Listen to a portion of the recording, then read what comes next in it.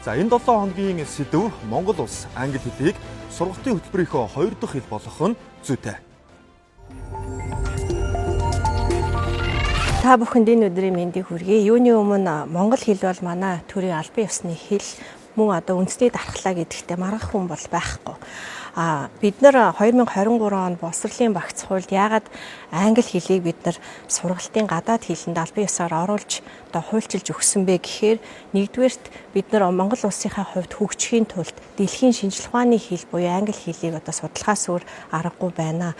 Дэлхийн нийт ололт амжилтын одоо 90 гаруй хувь нь англи хэл дээр өгүүлэл болж хэвлэгдэж Web of Science бүртгэлтэй энэ одоо мэдлэгийн сан гэж ярьдаг энэ санд хэвлэгдэж ордог. Тэгэхээр хамгийн сүүлийн үеийн ололт амжилтыг хэрвээ бид нар өөрсдөө ядаж уншаад ойлгож аваад хэрэглэе гэх юм бол англи хэл дээр шууд инженерүүд маань эрдэмтэд маань уншиж танилцаад хэрэглэх тийм боломжийг ирээдүйн багчуудтай одоо олгоё гэж байгаа. Хоёрдугаарт англи хэл бол олон улсын бизнесийн худалдааны хэл байгаа. Бид нар одоо өнгөрсөн хугацаанд оюу толгой компанитай гэрээ хийхэд англи хэлний одоо мэдлэггүйгээс болж бас гэрээн дээр тодорхой алдаа гаргасан ийм одоо зүйлийг үгүйсэхгүй. Тэгэхээр цаашид бид нар олон улсад дэлхийд арилжаа 8 эдийн засгад хэлийг өргөжүүлэх гэх юм бол англи хэлтэй байхаас өөр аргагүй. Үүнээс гадна энэ бол олон улсын харилцааны хэл. Нэгдсэн үндэсний байгууллагт вето буюу хориг тавих хэрэгтэй 5 улсын хэлээр одоо нэгдсэн үндэсний байгууллага эдгээр хэлийг зөвшөөрдөг. Үүний нэгдүгээрт бол англи хэл явж идэг.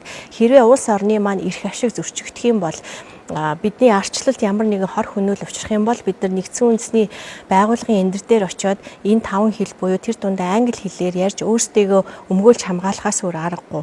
Үүнээс гадна энэ бол хэвлэл мэдээллийн дэлхийн хэл болцоход байна. Дэлхийд даяар юу болж байгааг бид нар мэдээ гэх юм бол англи хэл дээр л хамгийн хурдан шуурхай хэвлэл мэдээллийн хэрэгслээр хамгийн бага субъектив нөлөө орсон энэ мэдээллийг англи хэлээр одоо энэ дэлхийн BBC ч гэдэг юм уу NBC гээд байгууллагууд цацж байна. Тэгэхээр ер нь бид нар дэлхийдээ энэ зэрэгцээ олон улсын одоо энэ томоохон хөгжсөн улс орнуудтай харилцаа холбоогоо сайжруулах гэвэл англи хэлтэй болохоос өөр аргагүй байгаа учраас энэ одоо асуудлыг боловсролын багц хуулинд оруулж өгсөн. Үүнээс гадна бидний хүүхдүүд одоо бага ангиасаа англи хэлийг сайн үзэж чадахгүй байгаа учраас энэ олон улсын том сургуулиудад одоо хэлний шалгалтаа өгөөд тэтгэлэг авч чадахгүй байна. Өнгөрсөн хугацаанд боловсролын зээлийн сан гээд одоо нийгмийг хамарсан том шүүм явсан. Энд дандаа хувийн сургуульд 1-р ангиас англи хэл үзсэн хүүхдүүд хэлний шалгалтандаа тэнцээд, сургуульдаа тэнцээд тэтгэлэг авсан байдаг. Гэтэл ардын хүүхдүүд тэр сумын одоо хүүхдүүд англи хэл үзэхгүй байгаа учраас энэ сургуульд нь тэнцээд хичнээн сайн одоо тоондоо сайн байсан ч тэнцээд ороод тэтгэлгээ авч чадахгүй байна. Тийм учраас ижилхэн боломж олгоё гэдэг үднээс англи хэлийг чухал гэж үзэж байгаа.